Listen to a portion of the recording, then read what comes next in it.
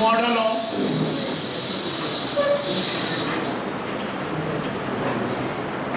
Atom.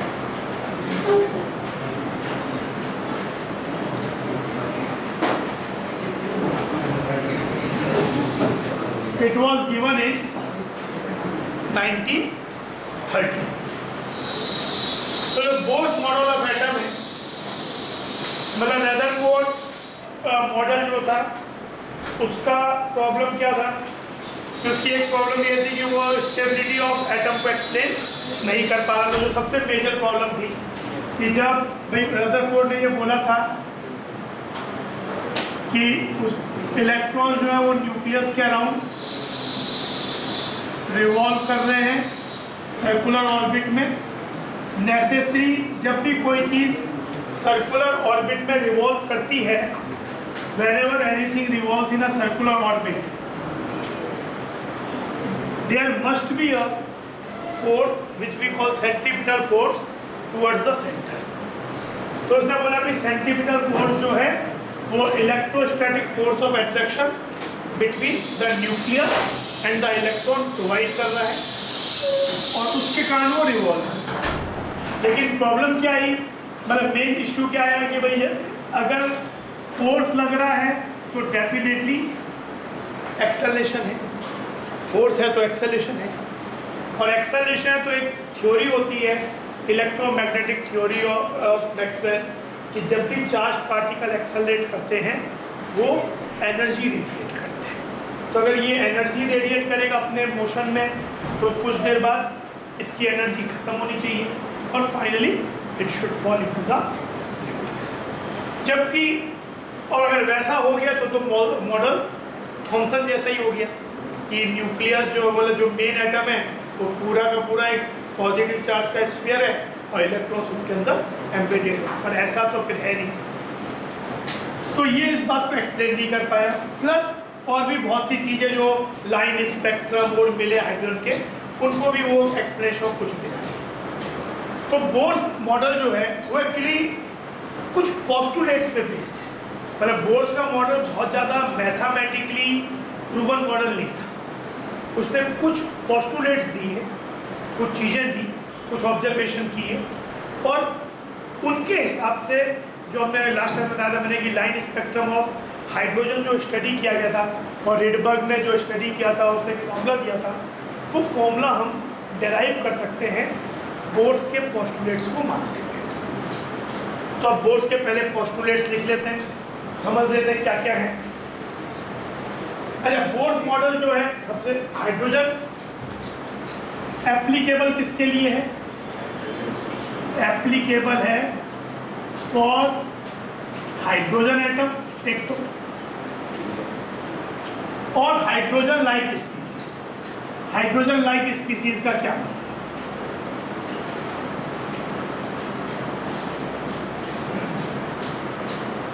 One electron species.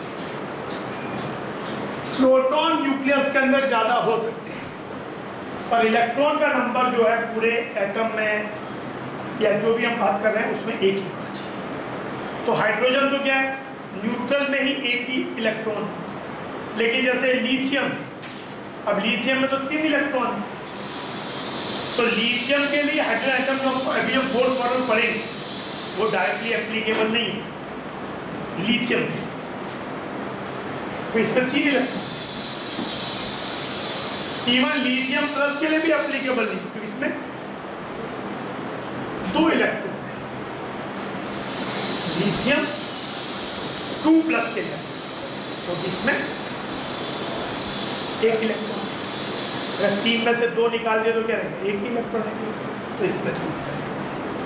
तो इसके लिए हीलियम, हीलियम के लिए एप्लीकेबल नहीं है, इसमें 2 इलेक्ट्रॉन है, और ये हीलियम प्लस के लिए एप्लीकेबल है। बेरिलियम में 4 होते हैं, बेरिलियम 3 प्लस के लिए एप्लीकेबल है। ये जब 3 निकाल लेंगे तो कितना बच जाएगा, 1। तो मेरा कहने का मतलब है कि ये उन स्पीसीज के लिए एप्लीकेबल है, उन एटम और आयन के लिए जब नंबर ऑफ वन 1। और वो स्पीसीज चार्ज हो सकती है, अंदर प्रोटॉन ज़्यादा होगा, जैसे बेरिलियम 3+ है तो उसमें क्या होगा, अंदर प्रोटॉन 4 होंगे, न्यूट्रॉन 5 होंगे, इलेक्ट्रॉन लेकिन नहीं 5। अंदर न्यूट्रॉन का नंबर कुछ भी हो सकता है उसमें, और हायर जाएंगे तो उसका फर्क पड़ेगा, पर मेनली प्लेन लेवल पे मेन बात है कि एक जैसी चीज़ ये रहेगी, नंबर ऑफ प्रोटॉन कुछ भी हो सकता है अंदर, लेकिन इलेक्ट्रॉन जो बाहर है वो एक ही होना चाहिए। तो जो बोर्स के पोस्टुलेट्स हैं वो क्या क्या हैं?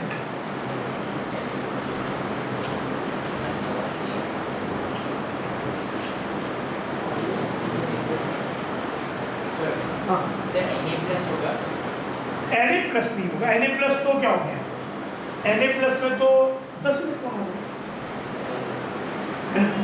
Na में कितने होते हैं 11, Na+ तो क्या हो गया 10 इलेक्ट्रॉन, Na में भी नहीं होगा, Na में भी इलेक्ट्रॉन 11 में, Na 10+ करना पड़ेगा, पर इतना फिर करते नहीं, इतना क्योंकि 10 इलेक्ट्रॉन सोडियम से निकालना is not that easy task, और उसके लिए बहुत एनर्जी देनी पड़ेगी। तो वो जनरली हम जब वर्क ऑन स्पीसीज की बात करते हैं तो हाइड्रोजन तो सबसे ऊपर प्रिलिमिनरी है, वो तो न्यूट्रल ही है 1 इलेक्ट्रॉन, बाकी He+, Li2+, Be3+। अब बहुत हो गया तो बोरॉन 4+, बोरॉन 5 इलेक्ट्रॉन होते हैं, 4 निकालने पे 1 बचा। तो अब इसका पहला पोस्टुलेट वही है, the electron in the hydrogen atom can move around the nucleus in a circular path of fixed radius and energy. These paths are called orbits, stationary states or allowed energy states. These orbits are arranged concentrically around the nucleus. मतलब यहाँ पे पहला चीज सोच सकते हो stationery energy levels. अच्छा ये सेकंड में आ जाए, पहले ही हो गया कि इलेक्ट्रॉन जो है, जो बोर ने भी बोला, जो रदरफोर्ड ने भी बोला था कि electrons revolve around the nucleus in circular orbits. अलग अलग ऑर्बिट्स हो सकती हैं। ग्राउंड स्टेट वो होता है जब इलेक्ट्रॉन सबसे लोवेस्ट ऑर्बिट में होता है n = 1 में, इसको n = 1, n = 2, n = 3 ये सब है। तो लोवेस्ट एनर्जी n = 1 में होती है। तो इसकी जो फर्स्ट ऑर्बिट है इसको फर्स्ट ऑर्बिट बोलेंगे, इसको सेकंड ऑर्बिट बोलेंगे, शेल भी बोलते हैं किसी चीज़ को, थर्ड ऑर्बिट बोलेंगे। तो ये ऑर्बिट की जो डिस्टेंसेज है जिसको हम रेडियस बोलेंगे, पहली बात तो ये ऑर्बिट्स क्या है, कॉन्सेंट्रिक है, हैविंग अ कॉमन सेंटर। तो इसका रेडियस क्या हो गया, ये इसका रेडियस, ये इसका रेडियस, ये। तो हर एक ऑर्बिट का एक पर्टिकुलर स्पीसीज के लिए फिक्स्ड रेडियस है, उसमें इलेक्ट्रॉन रिवॉल्व कर रहा है एक पर्टिकुलर वेलोसिटी से, क्योंकि अगर रिवॉल्व ही नहीं करेगा तो उस ऑर्बिट में रह ही नहीं पाएगा, क्योंकि वो जो इलेक्ट्रोस्टैटिक फोर्स है that need to be balanced by centripetal force mv²/r। r is the radius of the orbit. मतलब ये बातें तो वही है कि एक सर्कुलर ऑर्बिट में इलेक्ट्रॉन रिवॉल्व कर रहा है अराउंड द न्यूक्लियस। वो ऑर्बिट्स अलग अलग हो सकती हैं, ऐसा नहीं कि वो फर्स्ट ऑर्बिट ही केवल है, सेकेंड भी हो सकती है, थर्ड भी हो सकती है, फोर्थ भी हो सकती है। हाँ, ग्राउंड स्टेट फर्स्ट है। अब आपको ग्राउंड स्टेट से सेकेंड में जाना है तो क्या करना पड़ेगा, you need to supply energy. वो सभी आगे पॉइंट्स में आएंगे। तो अभी मान के चलते हैं ग्राउंड स्टेट में ही सब में एक पर्टिकुलर स्पीसीज के लिए वो जो रेडियस ऑर्बिट का वो फिक्स्ड है। अलग अलग ऑर्बिट का अलग अलग रेडियस है। फर्स्ट ऑर्बिट का अलग अलग स्पीसीज के लिए अलग अलग रेडियस है। हाइड्रोजन एटम की फर्स्ट ऑर्बिट का रेडियस अलग होगा देन He+ के, लेकिन एक पर्टिकुलर स्पीसीज के लिए फर्स्ट ऑर्बिट का रेडियस फिक्स है, उसमें वेलोसिटी भी, जो स्पीड है इलेक्ट्रॉन की वो भी फिक्स है। तो ये हो गया। उसमें इलेक्ट्रॉन की एनर्जी, क्योंकि जब इलेक्ट्रॉन रोटेट कर रहा है अट्रैक्शन में भी है तो उसमें काइनेटिक एनर्जी भी होगी और पोटेंशियल एनर्जी भी होगी, क्योंकि electron is attracted by the nucleus. हमने पढ़ा है 2 चार्जेस अगर आपस में इंटरेक्ट करते हैं तो उससे potential energy K(Q1 Q2)/r potential energy भी है। तो यही हमें एक्चुअली निकालनी भी है, यही जो पैरामीटर्स हैं हम फाइनली निकालेंगे भी कि एक अगर फर्स्ट स्पीसीज में इलेक्ट्रॉन किसी nth ऑर्बिट में है तो उस ऑर्बिट का रेडियस क्या होगा, उस ऑर्बिट में इलेक्ट्रॉन की स्पीड क्या होगी, उस ऑर्बिट में इलेक्ट्रॉन जब है तो उसकी टोटल काइनेटिक एनर्जी क्या होगी, टोटल एनर्जी क्या होगी, पोटेंशियल एनर्जी क्या होगी, क्या तो उनके रिलेशनशिप और ये हमें मेनली हमारा काम भी है। तो पहले तो क्या हो गया, पहला पॉइंट कि इलेक्ट्रॉन सर्कुलर ऑर्बिट्स में रिवॉल्व करें, पर ऑर्बिट्स आर सर्कुलर, कोई ऐसा नहीं कि एलिप्टिकल है, क्योंकि आगे एक सोमरफेल्ड थ्योरी करके आता है उसमें इलिप्टिकल ऑर्बिट का कॉन्सेप्ट आता है, पर बोर ने बोला कि जो ऑर्बिट्स है वो सर्कुलर है और कॉन्सेंट्रिक है, कॉमन सेंटर है, और उनकी ऑर्बिट के रेडियस विद टाइम सेम रहेंगे। उनके अंदर जो जब इलेक्ट्रॉन एक पर्टिकुलर ऑर्बिट में मूव कर रहा है तो उसकी वेलोसिटी भी सेम रहेगी। तो ये हो गया।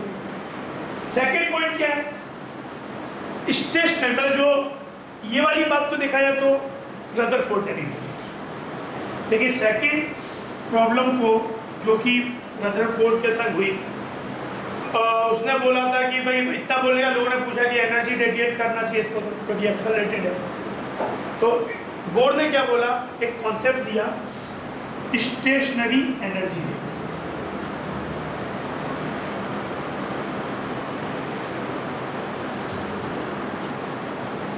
उसने ये बोला कि जो ऑर्बिट्स हैं जिनमें इलेक्ट्रॉन रिवॉल्व करते हैं ये स्पेशल ऑर्बिट्स हैं, मतलब ऐसे इसे हम अकेले मन से चूज नहीं कर सकते। जैसे जब हम सपोज अर्थ के अराउंड कोई सैटेलाइट को रिवॉल्व कराना चाहें तो that orbit we can choose, distance हम चूज कर सकते हैं, मतलब हम इस तरीके की स्पीड और मेंटेन कर सकते हैं कि एक सैटेलाइट अर्थ के अराउंड उस ऑर्बिट में रिवॉल्व करे। बट ये वाली ऑर्बिट्स हमारे कंट्रोल में नहीं है कि पूरी तरह से कि हम हमारा जो मन आए वो डिस्टेंस हम ले लें। ये कुछ फिक्स डिस्टेंसेज हैं, कुछ ही और कुछ लेवल्स हैं जो परमिसिबल है, मतलब ये इनको परमिसिबल एनर्जी लेवल भी बोलते हैं, और इनमें जब इलेक्ट्रॉन रहता है तो it does not radiate energy. कोई प्रूफ और नहीं दिया, इसीलिए इसको पोस्टुलेट बोलते हैं। लेकिन मैंने बोला कि ये स्पेशल, अब ये यहाँ पे कहीं ना कहीं ये कॉन्सेप्ट किधर से दिमाग में राइज हुआ कि एनर्जी क्वांटाइज्ड है ना, हमने E=hc/λ, तो एनर्जी का लेन देन पैकेट्स में हो रहा है।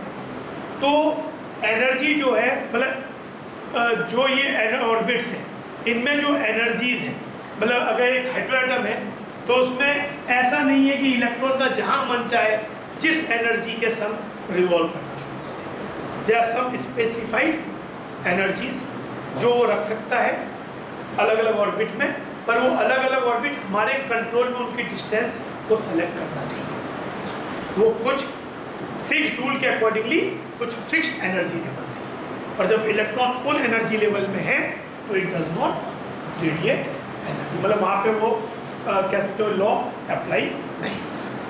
स्टेशनरी एनर्जी लेवल्स या अलाउड एनर्जी लेवल्स बोलते हैं कि कुछ ही लेवल्स, मतलब कुछ मतलब बहुत हैं, लेकिन ऐसा नहीं कि जो चाहे मन करे। जैसे अगर इलेक्ट्रॉन इस डिस्टेंस पे हाइड्रोजन का मूव करता है और फिर इस डिस्टेंस पे मूव करता है, तो ये मेरा मन नहीं है कि मैं चाहूँ तो बीच में रिवॉल्व करूँ।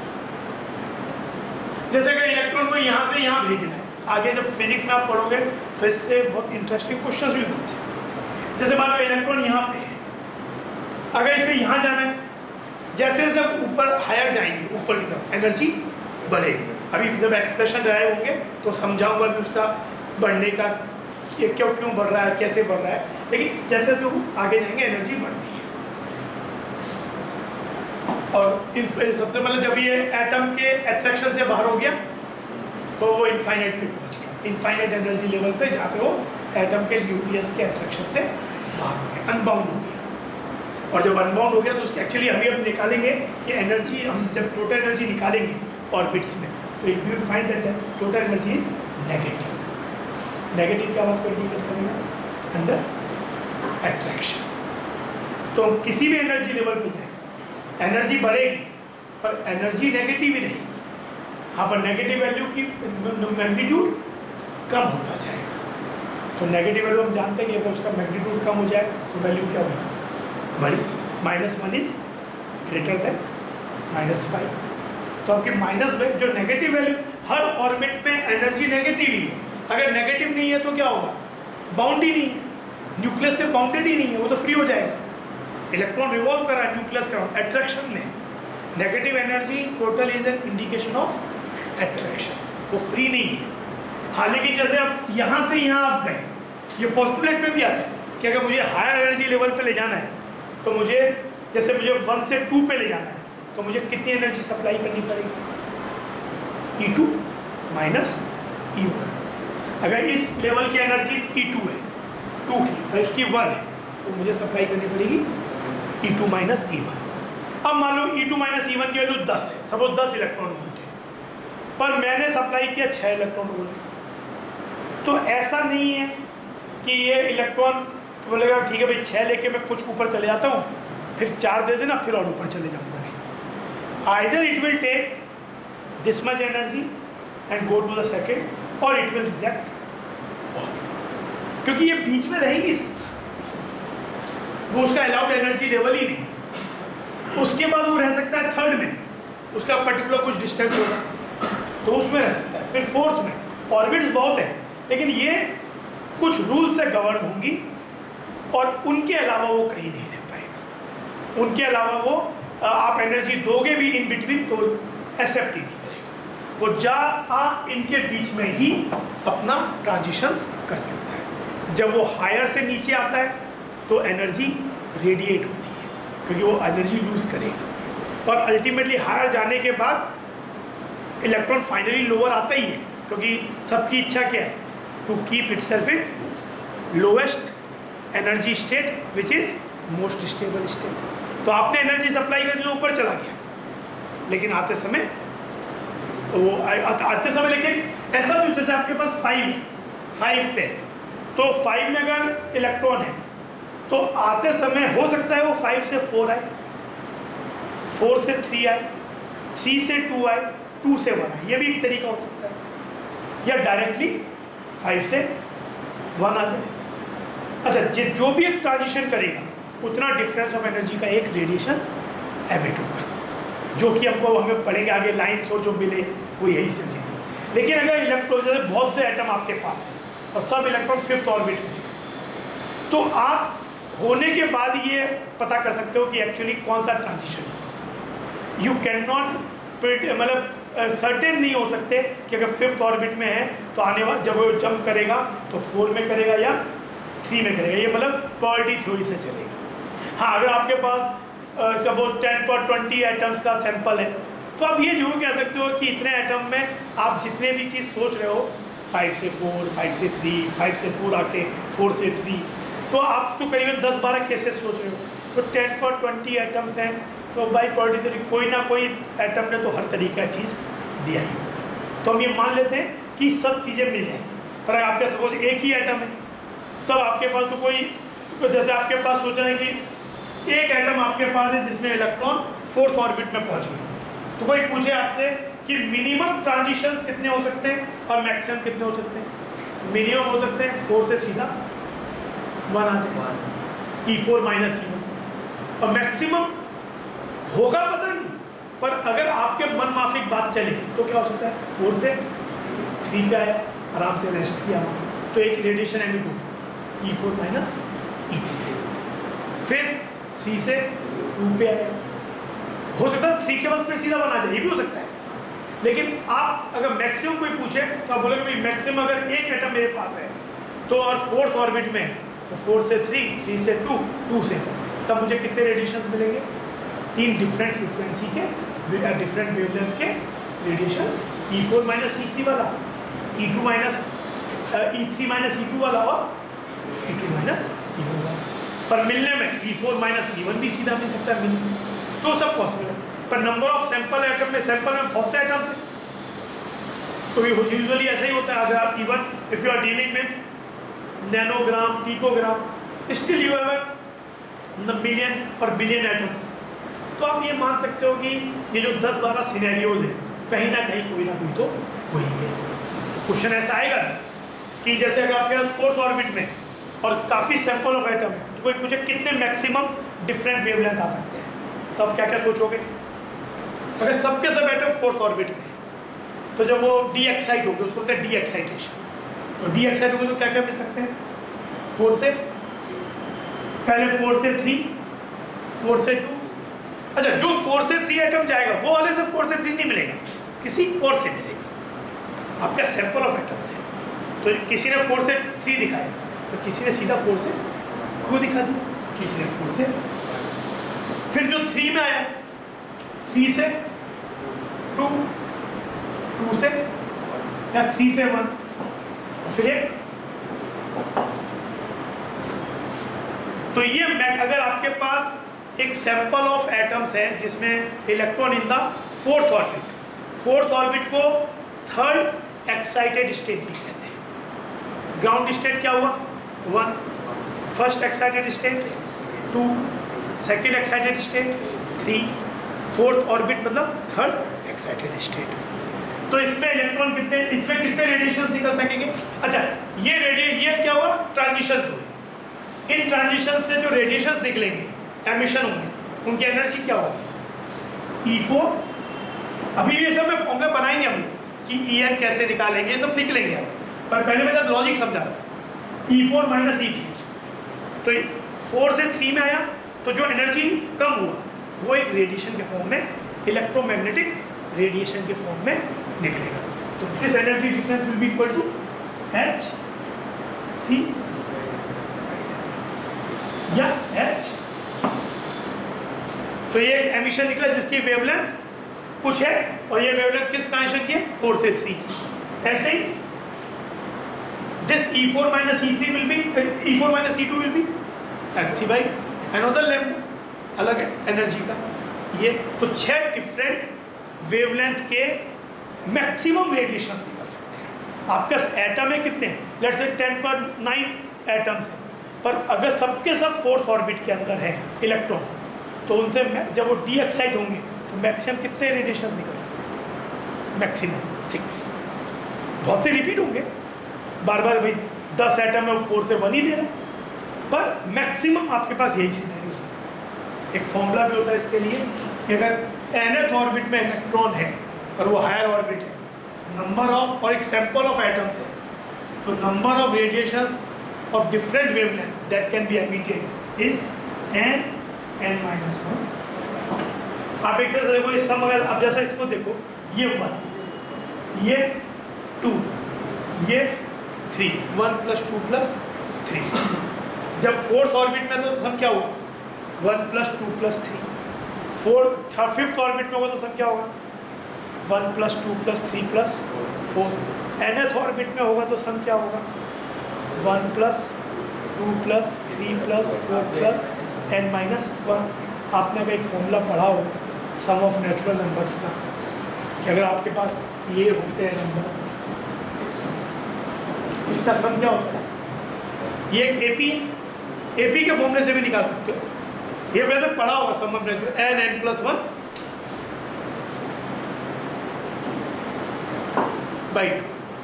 पर हमारा यहाँ n क्या है? 1 + 2 + 3।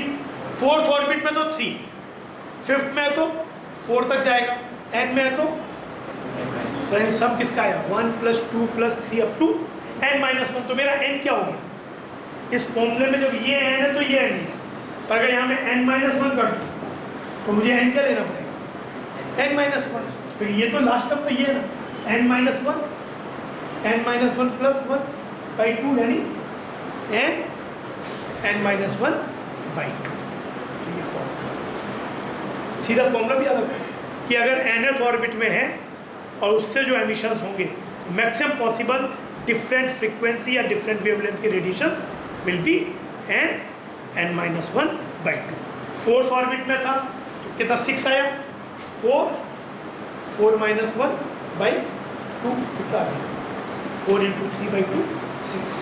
5th ऑर्बिट में 5 -1/2 कितना हो गया? 10 हो गया। इस तरह से, ठीक है ना सर? सर अगर इलेक्ट्रॉन हायर लेवल पे है और उसको स्टेबल फॉर्म में जाना है, तो वो जो एनर्जी रेडिएट करेगा वो खुद आएगा? हाँ, अगर नीचे से ऊपर जाना है तो खुद नहीं जाएगा, हमें एनर्जी सप्लाई करनी पड़ेगी। वो अलग बात है कि 1 से 3 जाने में एनर्जी उतनी ही सप्लाई करनी पड़ेगी जितनी हमको 3 से 1 पे आने पे मिलती है। But that we need to supply. Supply कैसे करेंगे? हीट करके करेंगे, कभी किसी रेडिएशंस उस पर इरेडिएट करके करेंगे तो वो इंट्रैक्ट करेगा, एब्जॉर्ब करके ऊपर चला जाएगा। हीटिंग से भी दे सकते हैं वो एनर्जी, इलेक्ट्रोमैग्नेटिक रेडिएशन को फॉल करके भी दे सकते हैं, और जब ऊपर से वापस वो खुलाएगा वो ऑन इट्स ओन होगा।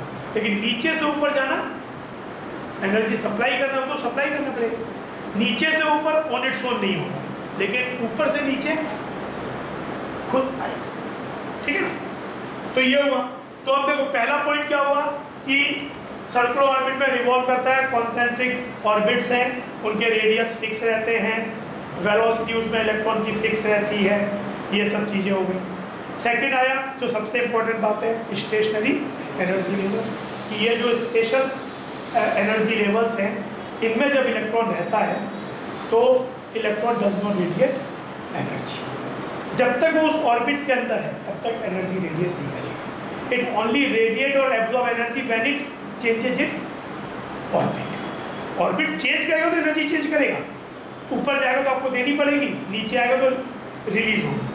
लेकिन जब तक उसके अंदर है तब तक रेडिएट नहीं करेगा, जो कि रदरफोर्ड को प्रॉब्लम हुई थी, जो लोगों ने बोला कि अगर इलेक्ट्रॉन एक ऑर्बिट के अंदर ही है, एक्सेलरेट तो कर रहा है क्योंकि electrostatic force is providing necessary centripetal force.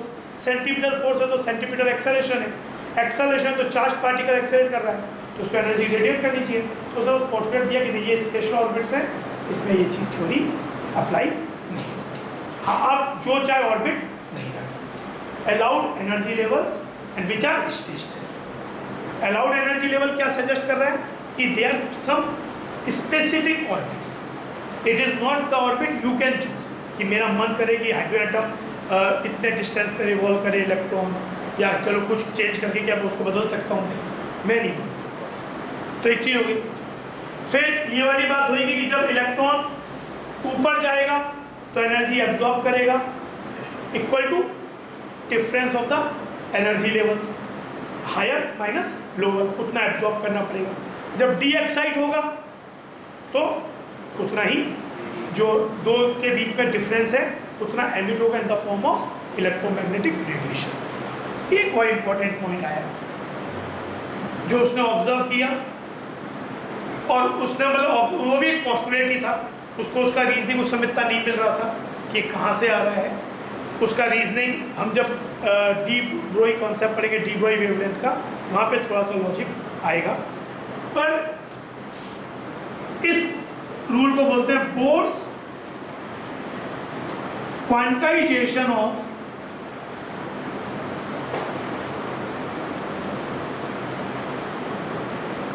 Angular moment.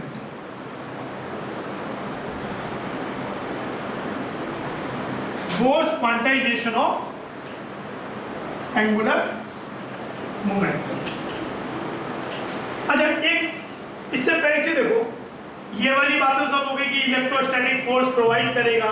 तो अभी को एक इक्वेशन बना लेते हैं कम से कम कि अगर मान लो it is applicable for one electron species, Bohr's model is not applicable for multi electron species, it is only applicable for one electron species. तो अब एक बात सोचते हैं कि अगर मान लो यहां पे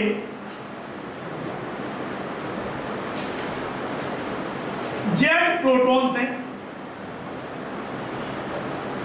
क्योंकि हम ये बोले कि इलेक्ट्रॉन एक होना जरूरी है, प्रोटॉन जैसे हाइड्रोजन में क्या इलेक्ट्रॉन भी एक है प्रोटॉन भी एक है, पर He+ में इलेक्ट्रॉन एक है पर प्रोटॉन तो है, और संग में न्यूट्रॉन भी है। न्यूट्रॉन का यहाँ पे भी रोल नहीं है, न्यूट्रॉन का हमारे एक्सप्रेशन में फॉर्मूले में नहीं आएगा, बाद में जब कुछ उसमें मॉडिफिकेशन बताऊंगा तब वो चीज़ें आएंगी कि मास का फर्क पड़ेगा, अभी केवल चार्ज प्रोटॉन से फर्क पड़ेगा। तो जैसे लिथियम 2+ है, उसमें इलेक्ट्रॉन एक है प्रोटॉन 3 है। तो अगर मान लेते हैं जेड प्रोटॉन तो चार्ज कितना हो गया जेड। न्यूट्रॉन कुछ भी हो न्यूक्लियस पे चार्ज, तो प्रोटॉन ही डिसाइड करेगा, है ना। न्यूट्रॉन तो न्यूट्रल होता है तो चार्ज इस पे कितना हो गया प्लस जेड। मान लेते हैं इलेक्ट्रॉन किसी भी एक ऑर्बिट में है, nth ऑर्बिट में, मान let's say this is nth orbit, यहाँ पे रिवॉल्व कर रहा है। तो इसमें जो ये इसकी स्पीड है इसको हम बोलेंगे Vn, speed in the nth orbit. इसकी जो टोटल एनर्जी है काइनेटिक प्लस पोटेंशियल, काइनेटिक को अलग निकालेंगे, पोटेंशियल को अलग निकालेंगे, वो वैल्यू हो जाएगी काइनेटिक अलग से पोटेंशियल अलग से और दोनों का सम टोटल एनर्जी। और इसमें जो फोर्स लगेगा वो क्या होगा, यहाँ पे इसको रिवॉल्व करने के लिए फोर्स कहाँ से मिलेगा, सेंटीमीटर फोर्स तो चाहिए, पर सेंटीमीटर फोर्स अपने आप में कोई चीज़ नहीं होती, कोई ना कोई फोर्स जो हम पढ़ते हैं, चाहे वो टेंशन फोर्स हो स्ट्रिंग में, चाहे वो ग्रेविटेशनल फोर्स हो दो प्लैनेट्स के बीच में या प्लैनेट सन के बीच में, वो हमें प्रोवाइड कराते हैं। तो यहाँ पे जो न्यूक्लियस है और जो ये इलेक्ट्रॉन है, हम यूनी इलेक्ट्रॉन की इतनी कह सकते हो पैरवी क्यों कर रहे हैं बार बार, हम क्यों बोल रहे हैं कि यूनी इलेक्ट्रॉन के लिए एप्लीकेबल होगा, बाकी के लिए दिक्कत आएगी, क्योंकि अगर मान लो ये यूनी इलेक्ट्रॉन नहीं हुआ तो इन बिटवीन कुछ इलेक्ट्रॉन हो सकते हैं, तो ये तो अट्रैक्ट होगा इससे, पर इनसे क्या होगा, रिपेल भी होगा। आगे चल के हम इस इफेक्ट को पढ़ते हैं शील्डिंग इफेक्ट, कि अगर अंदर के इलेक्ट्रॉन्स हैं तो न्यूक्लियस ने तो एक बाहर के इलेक्ट्रॉन को अट्रैक्ट किया, पर इन्होंने इसको रिपेल भी तो किया, तो जितना अट्रैक्ट होना चाहिए तो उससे अट्रैक्शन क्या हो जाएगा, कम हो जाएगा। तो आपको उसका टेक केयर करना पड़ेगा। पर अभी इस फॉर्मूला में जो डेरिवेशन कर रहे हैं इस बात का टेक केयर हम नहीं कर रहे, मतलब हम ये मान ही नहीं रहे कि उसमें मल्टी इलेक्ट्रॉन है, we are only talking about uni electron. तो ये हो गया, और यहाँ पे चार्ज कितना हो गया, प्लस जेडी। न्यूक्लियस बहुत छोटा होता है, एक तरह से उसको पॉइंट चार्ज ही मान लोगे। इनके बीच का डिस्टेंस हो गया radius of the nth orbit Rn, जो डिस्टेंस है उसकी ऑर्बिट की। तो देखो यहाँ पे अगर मैं सेंटीमीटर फोर्स की इक्वेशन बनाऊं तो क्या होगा, सेंटीमीटर फोर्स मिल कहाँ से रहा है, इलेक्ट्रोस्टैटिक फोर्स ऑफ अट्रैक्शन से। वो क्या हो जाएगा, हमने पढ़ा था दो चार्जेस के बीच में क्या होता है, एक पॉजिटिव एक नेगेटिव, तो अट्रैक्ट होते हैं, जो कि यहाँ पे है, इलेक्ट्रॉन नेगेटिव है, न्यूक्लियस पॉजिटिव है। इलेक्ट्रॉन पे चार्ज कितना है, माइनस, न्यूक्लियस पे चार्ज प्लस जेड, तो अट्रैक्शन हो टूवर्ड्स द सेंटर फोर्स लगेगा। सेंटर फोर्स की एक खासियत भी है, it always act towards the centre, तो टूवर्ड्स द सेंटर फोर्स लगेगा, जिसकी वैल्यू क्या हो जाएगी, 1/4 pi epsilon not Q1 Q2। Q1 क्या हो गया, E एक चार्ज, Q2 ZE। डायरेक्शन मैंने ऑलरेडी कंसीडर कर ली कि वो towards the centre of the nucleus है, तो माइनस नहीं लिखा मैंने, मतलब माइनस इज सजेस्टिव कि वो अट्रैक्टिव है, तो हमने मान लिया कि टूवर्ड्स द, तो बस मैग्नीट्यूड ही लिखा है मैंने, by from the Q1 Q2 by R square, तो R क्या है, Rn square, this is equal to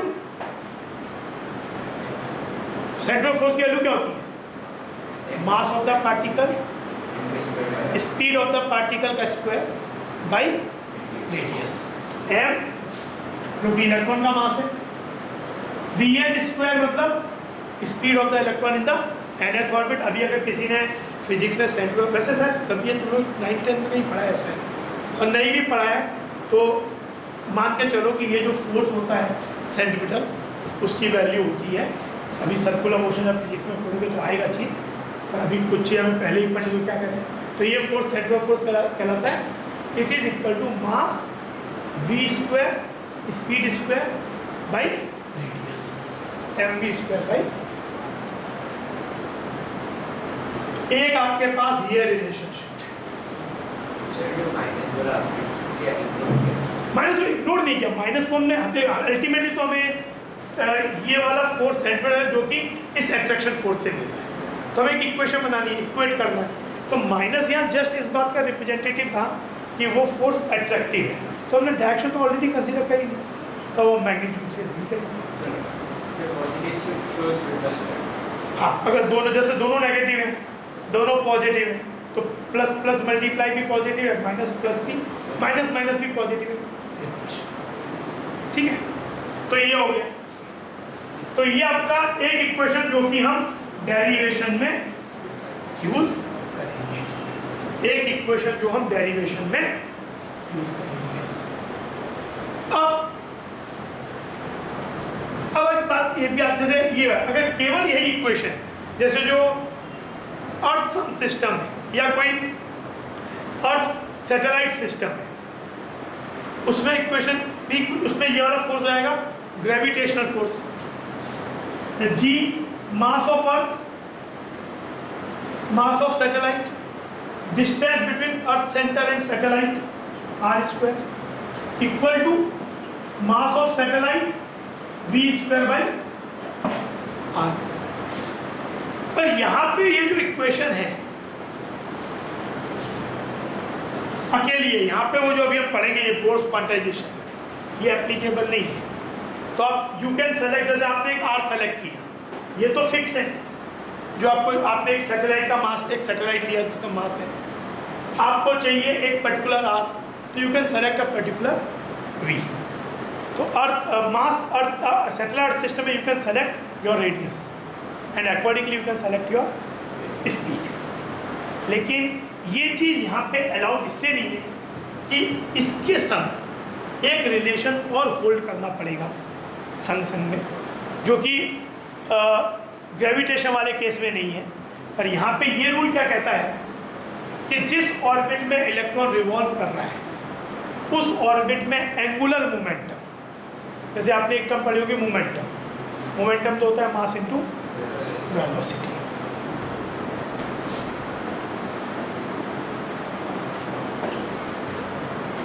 एक होता है एंगुलर मोमेंटम, जैसे भाई अभी एक रोटेशन चैप्टर उसमें तो पढ़ ही लिया होगा सिलेबस में, तो भाई तो जब चीज़ ट्रांसलेट करती है तो ट्रांसलेशनल है, पर चीज़ जब रोटेट भी करती है तो एक जैसे एक टर्म आएगा टॉर्क, जैसे फोर्स है उसका rotation counter part is torque, momentum उसका रोटेशन जब हो रहा है तो एक होती है एंगुलर मोमेंटम। तो एंगुलर हम लोग क्रॉस प्रोडक्ट पढ़ चुके हैं। Angular momentum is defined as moment of linear momentum. जैसे कोई पार्टिकल है, एक पार्टिकल है मास m का और v वेलोसिटी से मूव कर रहा है, और कोई यहाँ पे मान लो ये पॉइंट O है, तो अगर मुझे इस पार्टिकल का इस पॉइंट के अबाउट या इस एक्सिस के अबाउट एंगुलर मोमेंटम निकालना है तो क्या होगा, एमवीआर नहीं, पहले वो एमवीआर फाइनली आ जाता है, पर उसका होता ही है, मतलब हमेशा एमवीआर भी नहीं है, एमवीआर सर्कुलर मोशन में आता है। एक्चुअली होता है मूवमेंट ऑफ मोमेंटम। किसी भी वेक्टर का मूवमेंट क्या होता है, जैसे मान लो कोई भी एक वेक्टर है, एक कोई वेक्टर ए है, ये इसका पॉइंट ऑफ एप्लीकेशन है, और ये कोई दूसरा पॉइंट पी है, तो अगर इस पॉइंट के अबाउट हमें इस वेक्टर का मूवमेंट निकालना है तो क्या होगा, इस पॉइंट से इस वाले पॉइंट से ये वाले पॉइंट को ज्वाइन करो तो ये कहलाता है इस पॉइंट का position vector with respect to this. Suppose मैं इसको आर वेक्टर दूंगा, तो ये आर वेक्टर और ए वेक्टर का जो क्रॉस प्रोडक्ट है, R vector cross A vector, is called movement of vector A about point. R cross A is called moment of vector A about point P। अगर ये A vector force हो जाए तो ये quantity बन जाती है टॉर्क, और ये A वेक्टर अगर मोमेंटम हो जाए तो ये क्वांटिटी बन जाती है एंगुलर मोमेंटम। मोमेंट ऑफ किसी वेक्टर का मतलब ये आर क्रॉस ए, और आर क्रॉस ए क्या हो जाएगा, आर वेक्टर ए वेक्टर, मतलब इसका डायरेक्शन तो राइट हैंड थंब रूल से निकालेंगे, आर क्रॉस ए, और एंगल इनके बीच में मैं मालूम हूँ, angle of vector between angle between tails के बीच का एंगल, तो आर ए इसका मैग्नीट्यूड साइन थीटा है ना, ये होता है ना, तो ये हो जाएगा, और direction right hand thumb rule से निकलेगा। जैसे अगर ये फोर्स होता तो ये हो जाएगा टॉर्क, और ये मोमेंटम है लीनियर मोमेंटम, तो ये हो जाएगा एंगुलर मोमेंटम। तो जो एंगुलर मोमेंटम होता है वो होता है मूवमेंट ऑफ, उसकी डेफिनेशन मूवमेंट ऑफ मोमेंटम या linear momentum is called angular momentum about a point. Movement of linear momentum is angular momentum. जैसे अब यहाँ पे ये पार्टिकल का ऐसा होता एम वी वेक्टर, एम तो स्केलर है, तो हो गया एम आर क्रॉस वी। अब आप बोलो सर्कुलर मोशन में क्या प्रॉब्लम है? अगर एक पार्टिकल सर्कुलर मोशन में है तो वी वेक्टर ये टेंजेंट होता है हमेशा, ये आर वेक्टर है, तो इनके बीच का एंगल कितना है? 90। तो आर क्रॉस एम वी किया पहले, वो हो गया आर एम वी साइन 90, तो साइन 90 तो 1 हो गया, तो वैल्यू क्या होगी? M V are. डायरेक्शन, अगर ये क्लॉकवाइज मूव कर रहा है तो नीचे की तरफ। सर्कुलर मोशन में जो पार्टिकल जिस प्लेन में मूव करता है, एंगुलर मोमेंटम उसके परपेंडिकुलर होता है, टॉर्क परपेंडिकुलर लगता है। तो जैसे यहाँ पे पार्टिकल ऐसे मूव कर रहा है और आर क्रॉस एम वी क्या होगा? जैसे पार्टिकल का ऐसे मूव कर रहा है एक्स वाई प्लेन में, एंगुलर मोमेंटम डायरेक्शन होगा जेड एक्सिस पे, आइदर प्लस जेड या माइनस जेड। अगर वो क्लॉकवाइज मूव कर रहा है तो नीचे की तरफ माइनस के, ऊपर जा रहा है तो प्लस के। तो मैग्नीट्यूड एम वी आर। अभी हमारा कंसर्न जो है ये मैं जहाँ बता दिया, लेकिन हमारा अभी कंसर्न जो तुमने सबसे पहले बोला था एम वी आर उतना स्पर्श, क्योंकि हम तो अभी सर्कुलर मोशन में ही डील करने वाले हैं। तो सर्कुलर मोशन है तो क्या होगा? R cross M V will again always come to R M V sine 90, sine 91 होगा। तो आप ये मान के चलो कि पार्टिकल अगर किसी ऑर्बिट में, सर्कुलर ऑर्बिट में रिवॉल्व कर रहा है, उसकी वेलोसिटी v है, स्पीड v है, रेडियस r है, मास m है, तो उसका एंगुलर मोमेंटम, जिसको L से रिप्रेजेंट करते हैं, इस मैग्नीट्यूड इज mv। तो जो ये रूल क्या कहता है कि जो एंगुलर मोमेंटम होता है इलेक्ट्रॉन का किसी ऑर्बिट में, वो integral multiple of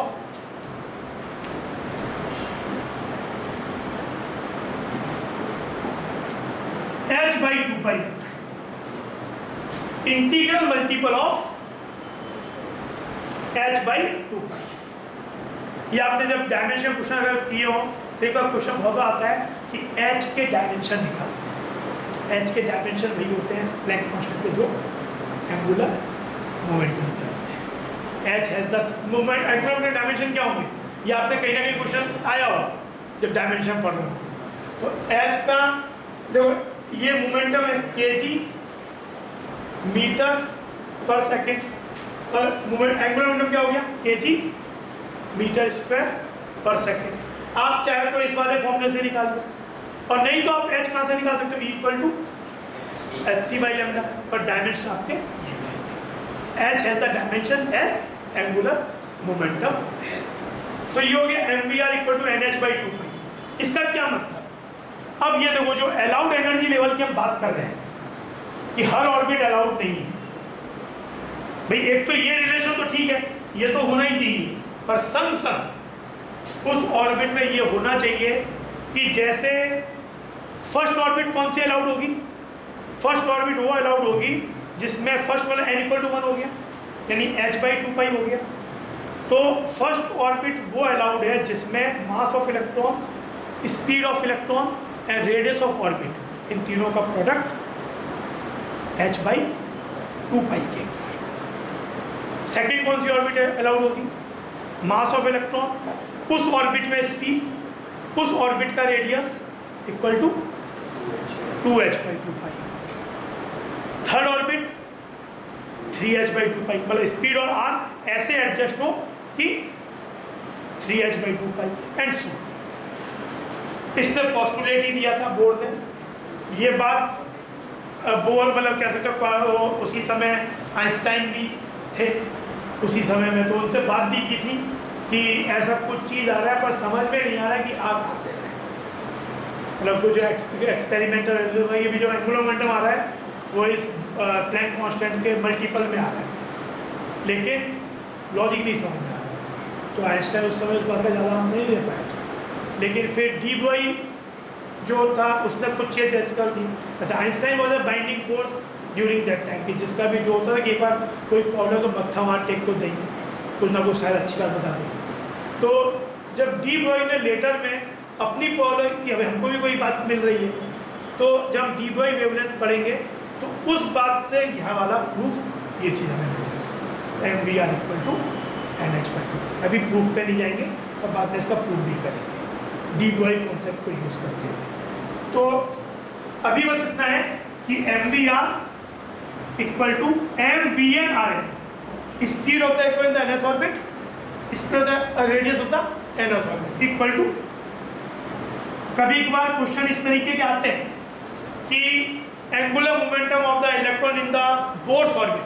bourse orbit मतलब जिसके लिए बोर मॉडल एप्लीकेबल है, कैन बी। जैसे आपको दिया 4h/π, क्या ये हो सकता है? क्या एंगुलर मोमेंटम किसी बोर ऑर्बिट पे ये हो सकता है?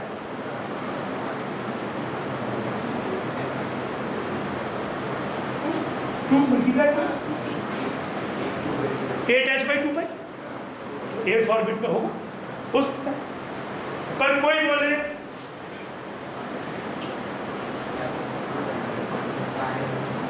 क्या ये हो सकता है? ये नहीं हो सकता, क्योंकि नहीं, ये भी हो सकता, क्यों नहीं हो सकता? 5h/2π fifth orbit. हाँ, लेकिन ये नहीं हो सकता। आप h/2π अलग बना दो, उसके आगे अगर नेचुरल नंबर है तो पॉसिबल है, और उसके आगे अगर इंटीजर नहीं है तो ये चीज पॉसिबल नहीं है। 2.5h/2π, n is not an integer, n is not a positive integer, तो ये angular momentum you can not have any orbit in according to Bohr model जिसमें इलेक्ट्रॉन ऐसा रह सके, ऐसी ऑर्बिट एग्जिस्ट नहीं कर सकती। ये वाला एंगुलर मोमेंटम ही एग्जिस्ट नहीं करेगा। एंगुलर मोमेंटम वही एग्जिस्ट करेगा जिसमें MVR should be equal to 1h/2π, 2h/2π, 3h/2π। ठीक है, तो एक इस चीज को लेते हुए और एक इस वाली चीज को लेते हुए हम अब, और काइनेटिक एनर्जी क्या होगी इलेक्ट्रॉन की? Half mv²। पोटेंशियल एनर्जी क्या होगी इलेक्ट्रॉन की इस ऑर्बिट में? 1/4π²। पोटेंशियल एनर्जी के फॉर्म में बताया था कि चार्ज साइन के संग लेना चाहिए, तो क्या हो जाएगा? 1/4π² -e इंटू प्लस ZE/r², नहीं r² तो फोर्स हो जाएगा बाई r। एनर्जी होता है k Q1Q2/r, फोर्स होता है k Q1 को, k मतलब ये वाला, k मतलब k Q1Q2/r² फोर्स होता है, k Q1Q2/r एनर्जी होता है। तो पोटेंशियल एनर्जी क्या हो गई? k small k which is 1/4π² Q1 Q2 यानी E -e ZE plus ZE/r, इसको साइन के संग लिखेंगे। तो पोटेंशियल एनर्जी -k Q1Q2/r या माइनस k ZE² है ना, minus k E into -e into plus ZE, क्या हो जाएगा? ये potential energy. Kinetic energy half mv², total energy in दोनों का। तो यही सब चीजें अब एक एक करके। तो पोस्टुलेट क्या क्या हो गए एक बार? सबसे पहले सर्कुलर ऑर्बिट में रिवॉल्व कर रहा है जो ऑर्बिट्स कॉन्सेंट्रिक है। एक पर्टिकुलर स्पीसीज, ये एप्लीकेबल किसके लिए? 1 इलेक्ट्रॉन स्पीसीज के लिए। एक पर्टिकुलर ऑर्बिट, एक पर्टिकुलर स्पीसीज के लिए उसकी ऑर्बिट का रेडियस नहीं बदलता है, उस ऑर्बिट में जो इलेक्ट्रॉन की स्पीड है वो भी नहीं बदलती है। हाँ, ऑर्बिट बदलेगी तो स्पीड बदलेगी। फिर ये जो ऑर्बिट्स हैं वो स्पेशल ऑर्बिट्स हैं। Allowed energy levels which are stationary. Allowed का मतलब आप मन चाह नहीं ले सकते, और इनमें इलेक्ट्रॉन एनर्जी रेडिएट नहीं करता है जब तक वो इस ऑर्बिट के अंदर है। Energy only changes when it either goes up और कम्स डाउन, तब एनर्जी एक्सचेंजेज होंगे। बट अदरवाइज एक ऑर्बिट के अंदर, ये स्पेशल ऑर्बिट्स हैं, इनके अंदर इलेक्ट्रॉन एनर्जी रेडिएट नहीं करेगा। इन स्पेशल ऑर्बिट की एक खासियत क्या है कि इनमें जो एंगुलर मोमेंटम है इलेक्ट्रॉन का mvr, अब मैं mvr ही बोलूँगा क्योंकि वो एंगल तो ऑलवेज 90 रहने वाला है, तो आप mvr ही याद रखो, बाकी keep it for further physics course की डिटेलिंग जो है। पर अभी हमारे लिए mvr एंगुलर मोमेंटम है सर्कुलर ऑर्बिट में, that is equal to nh by. और एक इक्वेशन कि necessary centrifugal force provided by electrostatic force of attraction, यानी हमारे kinetic energy half mv², potential energy minus K Z by are, total दोनों का सम। इन चीज़ों को यूज़ करते हुए सबसे पहले हम स्पीड का फॉर्मूला निकालेंगे कि इलेक्ट्रॉन की स्पीड nth ऑर्बिट में क्या होती है, रेडियस nth ऑर्बिट का क्या होता है, और काइनेटिक एनर्जी क्या होती है, पोटेंशियल एनर्जी क्या होती है, और टोटल एनर्जी क्या होती है। पहले ये 5 इंपॉर्टेंट पैरामीटर हम निकालेंगे।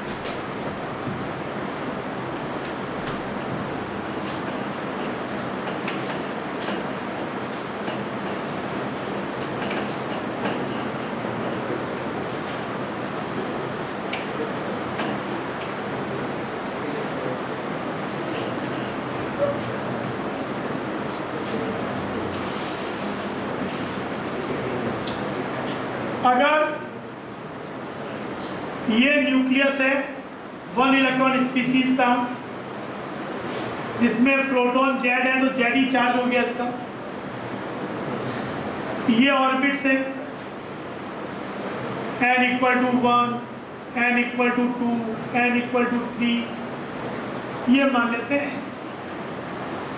हम जनरल फॉर्मूला भी ड्राइव कर रहे हैं, तो मान लो इलेक्ट्रॉन सपोज यहाँ है, nth orbit is called n-1th excited state, second orbit first excited state, third orbit second excited state, और ground state n = 1। तो ये ऐसा हो गया, ये v हो गया इसका टेंजेंशियल, तो mv² बाई rn, vn मतलब speed of transition nth orbit, rn इस, पहले मैं इसको स्मॉल क्या लिख रहा हूँ, बाद में 1/4 चेंज कर देंगे। इलेक्ट्रोस्टैटिक फोर्स कितना होगा, E और जेडी बाई, ठीक है, कोई डाउट इसमें? तो ये इक्वेशन होगी के जेडी स्क्वायर, ये होगी के जेड। अगर आप हाइड्रोजन एटम की बात कर रहे हो तो जेड क्या हो जाएगा, 1 हो जाएगा। हीलियम प्लस की बात कर रहे हो तो 2 हो जाएगा। हीलियम की बात कर रहे हो तो ये अप्लाई नहीं होगा, तो हीलियम इज नॉट 1 इलेक्ट्रॉन। ये जो फॉर्मूला हम अभी डेराइव कर रहे हैं ये अप्लाई होंगे केवल 1 इलेक्ट्रॉन स्पीसीज। तो एक तो ये हो गया, हाँ माइनस साइन तो हमने यहाँ पे इग्नोर, इससे एनर्जी में नहीं करेंगे इग्नोर, पर यहाँ तो क्या होगा, हमने ये बात, ये माइनस बता रहे हैं कि अट्रैक्ट कर रहा है, तो ये जो अट्रैक्टिव फोर्स है that is equal two centimetre. तो बस हमने दो, एक्चुअली सेंटीमीटर फोर्स भी इधर लगना चाहिए और ये भी इधर लग रहा है, तो दोनों ही तो माइनस है दिखाया। अगर डायरेक्शन आप डिसाइड करो तो क्या होगा, सब इसको मैं माइनस कुछ बोल दूँ, इसको प्लस बोल दूँ, तो इलेक्ट्रोस्टैटिक फोर्स भी माइनस की तरफ है और सेंटीमीटर भी माइनस की तरफ है, तो दोनों माइनस का होगा, तो अल्टीमेटली मैग्नीट्यूड इक्वल, ठीक है ना। तो ये चीज़, एंड देन दूसरा क्या रिलेशन है, Bohr's quantization of angular momentum, उसको बोलते हैं इज NH बाई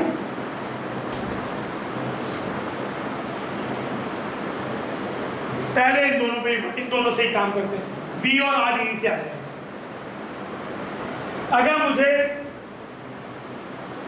V निकालना है तो I should replace R, R की वैल्यू यहां से क्या है, या पहले R निकाल लेते हैं, चलो R निकालने के लिए क्या रिप्लेस करना पड़ेगा, V को, तो Vn क्या हो गया सेकेंड वाली इक्वेशन से, NH by 2 pi m mass of electron है, ठीक है, ये इधर से आ गया, ठीक है। इसको क्या करो, पहले में सब्स्टिट्यूट करो, m एक आर कैंसिल, देखो m Vn स्क्वायर क्या हो जाएगा, L square H square by 4 pi square m square Rn square, mass इस वाले का स्क्वायर कर इनटू Rn, ये था equal to K Jd square by Rn square, Rn square cancel कर दो, केवल Rn रह गया, एक Rn रह गया, तो Rn क्या हो जाएगा, Rn को इधर ले जाओ, m n square h square 4 pi square m square k Jd, ठीक है। Rn को इधर लेगा, इसको यहाँ ले, एक m काट दिया, तो ये Rn क्या होगी, h square 4 pi square m, अब अगर मन करे तो k की वैल्यू लिख भी सकते हो 1 by z e square, 4 cut गया, एक पाई कट गया, Rn is epsilon naught h square pi m e square, एक n भी है, n स्क्वायर बाई, ये सब जो है ना, एप्सिलॉन नॉट एक कांस्टेंट होता है, एच प्लैंक कांस्टेंट है, पाई कांस्टेंट है, मास ऑफ इलेक्ट्रॉन भी कांस्टेंट ही अनलेस एंटिल, लेकिन देखो अब ये फॉर्मूला क्यों जानना जरूरी है, समटाइम्स क्योंकि अल्टीमेटली 90% केसेस में अब जो हम डायरेक्ट फॉर्मूला लिखेंगे उससे काम करेंगे, होगा, पर कभी कभी क्वेश्चन को ये समझने के लिए कि स्पेशली जेई एडवांस बोर्ड में कि स्टूडेंट्स को डेरिवेशन का आइडिया है नहीं है या क्या कर रहा है, बस फॉर्मूला ही तो रटा हुआ नहीं है, मान लो उन्होंने क्वेश्चन चेंज कर दिया कि suppose mass of electron is double what it is, वही मास जो हो लेते हैं उससे डबल होता है, तो रेडियस पे क्या फर्क पड़ जाता, तो आपको अभी हम इसकी कांस्टेंट की वैल्यू निकालेंगे, लेकिन अगर मास डबल होगा तो वो कांस्टेंट क्या हो जाएगा, आधा हो जाएगा, तो तब आपको ये डेरिवेशन का सेंस पता चलेगा कि आपको मानना चाहिए मास पे डिपेंडेंस इस तरीके से, बाकी तो ये सब कांस्टेंट है इन जनरल, तो जब इनकी वैल्यू निकालोगे तो ये वैल्यू आती है Rn, यहाँ Z भी लिख दो, Z का मतलब एक ऐसे स्पीसीज का nth ऑर्बिट का रेडियस जिसका प्रोटॉन नंबर Z है, इक्वल टू इनके जब सब कॉन्स्टेंट्स की वैल्यू रखोगे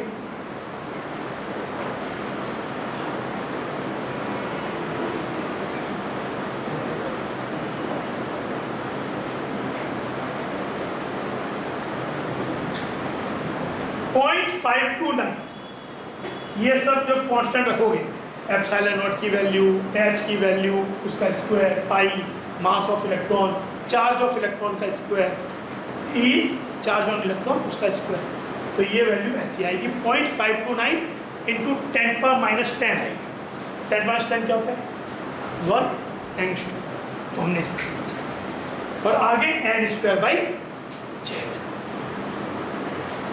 तो अब ये जो फॉर्मूला है ये बहुत काम का फॉर्मूला होगा, ये क्या बता रहे, अब इसकी हेल्प से आप किसी भी 1 इलेक्ट्रॉन स्पीसीज का किसी भी ऑर्बिट का रेडियस निकाल सकते हैं। सबसे पहले आपसे कोई पूछे कि जो हाइड्रोजन एटम है उसकी फर्स्ट ऑर्बिट का रेडियस क्या, उसको बोर्स ऑर्बिट भी बोलते हैं, बोर्स रेडियस भी बोलते हैं।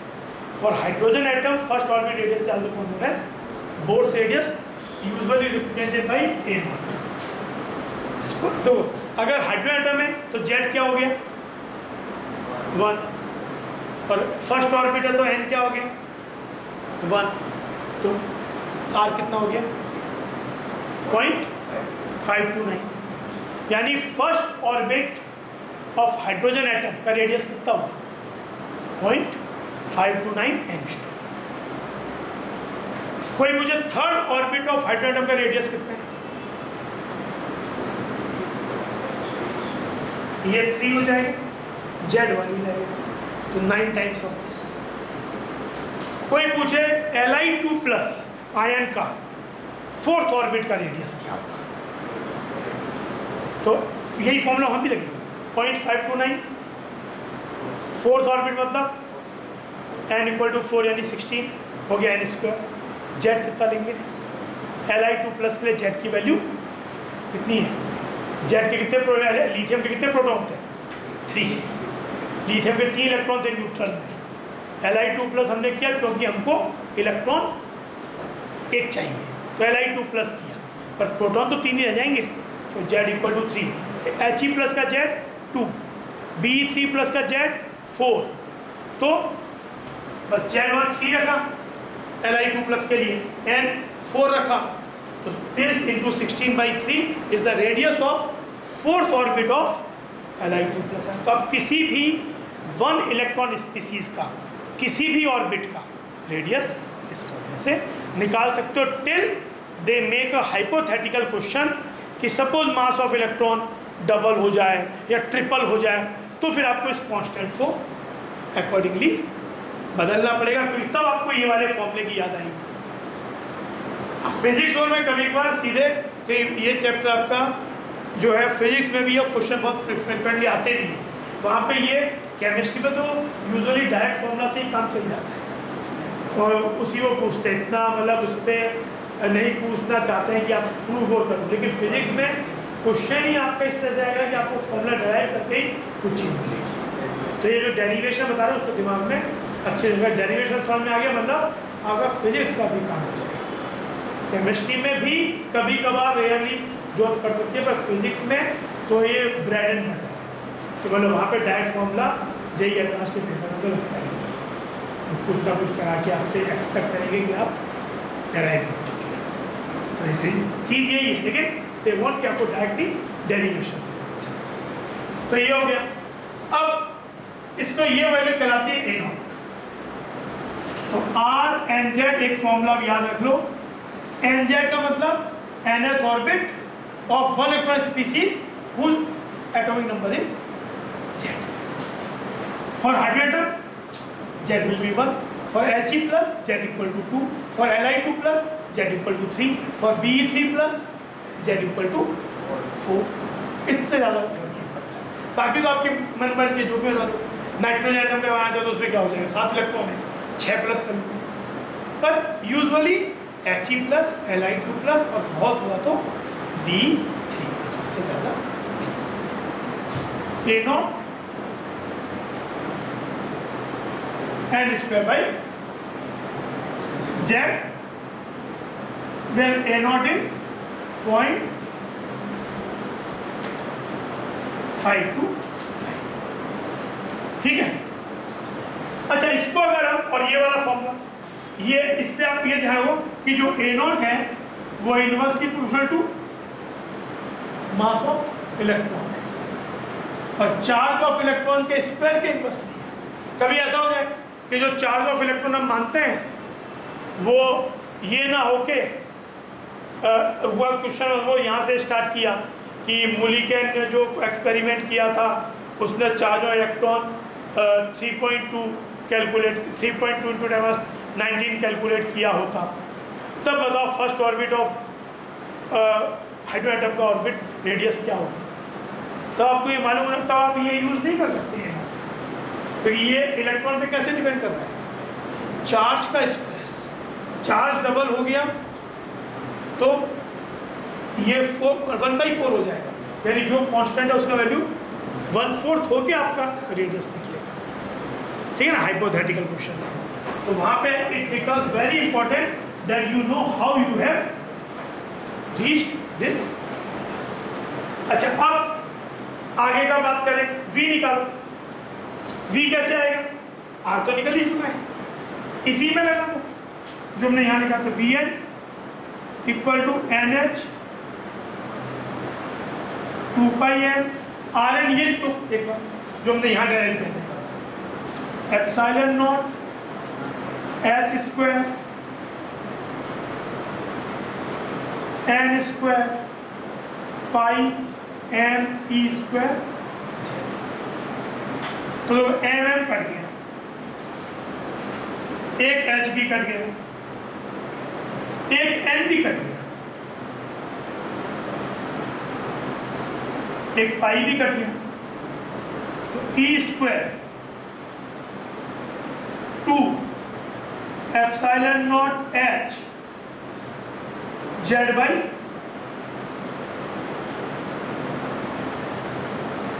ये क्या सजेस्ट कर रहा है? This is the speed of electron in nth orbit of one electron species whose atomic number is Z। तो अगर और वो डिपेंडेंस कैसी है? Z by N। जैसे कोई मुझे हाइड्रोजन एटम के थर्ड ऑर्बिट में, अच्छा ये वाला ये चीज कांस्टेंट है एप्सिलॉन नॉट H। यहाँ एक बात नोट करने की है, this is not depending on mass. Mass से ये वाली चीज कांस्टेंट इंडिपेंडेंट है। और इसकी जब सॉल्व वैल्यू करोगे रख के तो ये आता है 2.16 इंटू 10⁻6 मीटर पर सेकेंड। इसको V0 बोलते हैं। This value is 2.16 into 10⁻6 meter per second. तो आपका VnZ का फॉर्मूला क्या होगी? V0 Z by N, where V0 is 2.16 into 10 power 2.65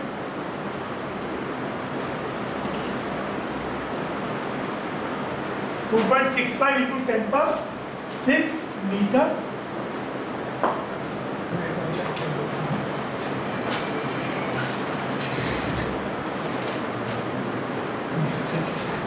radiation 2.165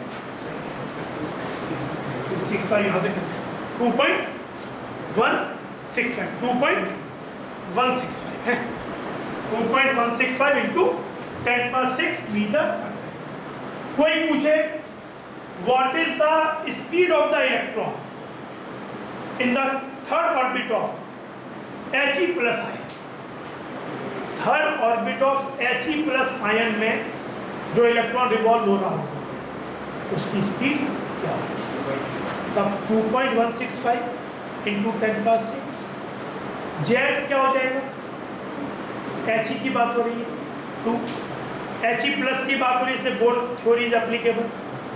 और n क्या हो जाएगा? जो आएगा वो आपका हो गया third orbit of He plus ion में। आप अब इसके बाद क्वेश्चन ये जो आ गए, मतलब कोई आप नॉर्मल बुक पकड़ लोगे, इतने क्वेश्चन की भरमार है, तो 50 क्वेश्चन यही बने बैठे हैं। इसका इस वाले स्पीसीज में फिफ्थ ऑर्बिट का स्पीड, उस वाले में थर्ड का रेशियो क्या होगा। तो इसी से आपका मेन बात क्या है कि फॉर्मूला आता है तो वैसे हर क्वेश्चन को आप इजीली कर सकते। तो ये हो गया। इसमें अगर मास ऑफ इलेक्ट्रॉन बदल भी जाए तो स्पीड पर फर्क नहीं पड़ेगा, V0 पे फर्क नहीं पड़ेगा। लेकिन अगर चार्ज बदलेगा तो फर्क पड़ेगा। चार्ज का proportional to E square. Charge बदलेगा तो यहाँ 4 टाइम्स कांस्टेंट हो जाएगा। चार्ज अगर डबल हुआ तो 4 टाइम्स हो जाएगा।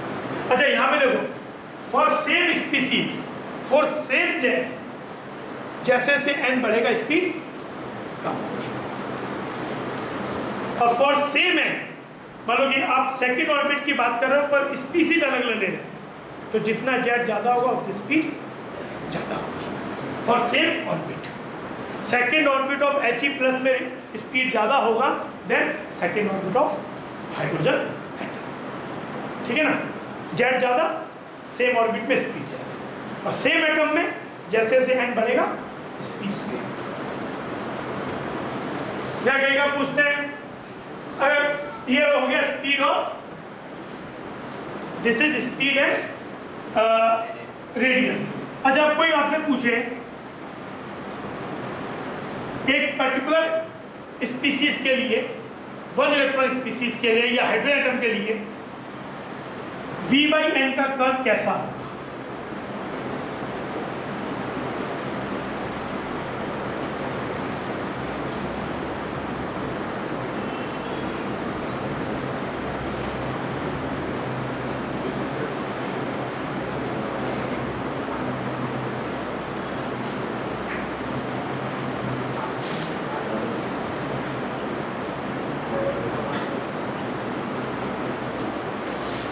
V/n का मतलब ये कांस्टेंट है एक पर्टिकुलर स्पीसीज के लिए, ये भी कांस्टेंट है, तो ये कैसा होगा? y कुछ कांस्टेंट y, तो ये कैसा कर y इक्वल टू k/x, क्या x बढ़ रहा है, y ये हाइपरबोलिक का होता है, इसका का नेचर ऐसा होता है, नेचर ऐसा होता है। लेकिन यहाँ पे ये भी दिया और यहाँ पे नेचर यही दिया है।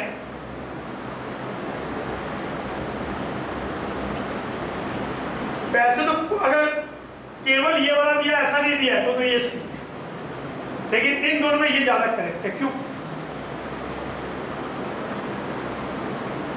n, ये n बता रहा है, n can't be a continuous thing है।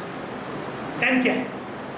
Orbit number, it has to be 1, it has to be 2, 1 पे वैल्यू होगी, 2 पे होगी, 3 पे होगी, तो डॉट्स ही तो होंगे। आप पूरा बना दिए, इसका मतलब क्या हुआ? n 1.2 भी हो सकता है, पर n 1.2 हो सकता है, लाई इस पे करेगा, लेकिन एग्जैक्टली कल ये नहीं होगा। तो अगर आपको कोई नहीं दिया और ये दिया तब ये एक्सेप्ट कर लेते हैं, लेकिन अगर ये दोनों दिए this is correct one, because n is not a continuous thing ना। n पे ऐसे नहीं कुछ हर वैल्यू उठा ले लेगा, n has to be 1 2 3 4 orbit number है ना, कोई चीज। तो ये hyperbolic radius versus n square curve कैसा होगा? कोई पूछे radius of the species versus orbit number for a particular species, कैसा कर्व होगा? ये इक्वेशन का ग्राफ कैसा होगा? रेडियस वर्सेस ऐसा, ये आपका y equal to kx square, parabolic graph. वैसे तो ये होगा ऐसा नेचर, और नहीं और मोर करेक्ट इज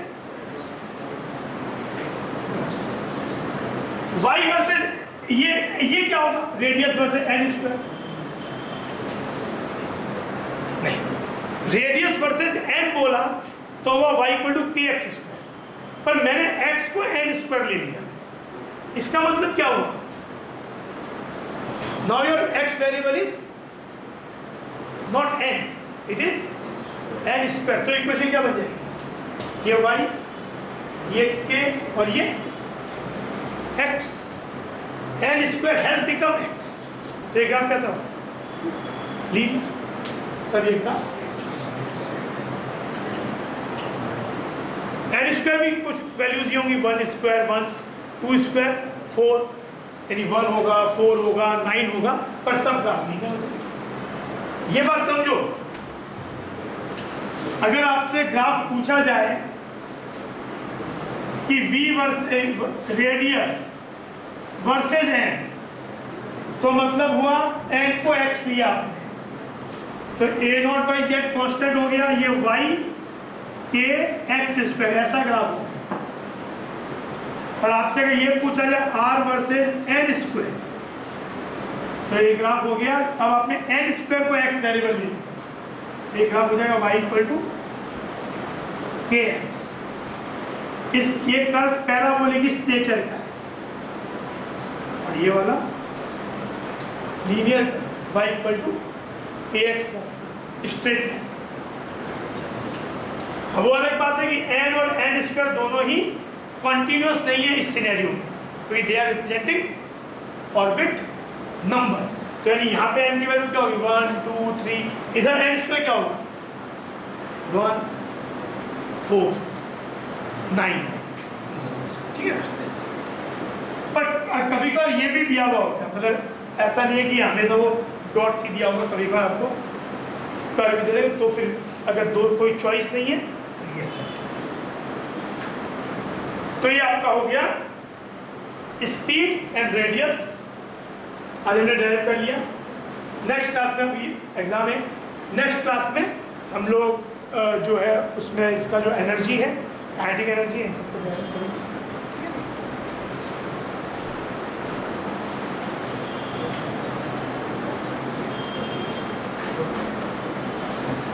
इतना पसंद है।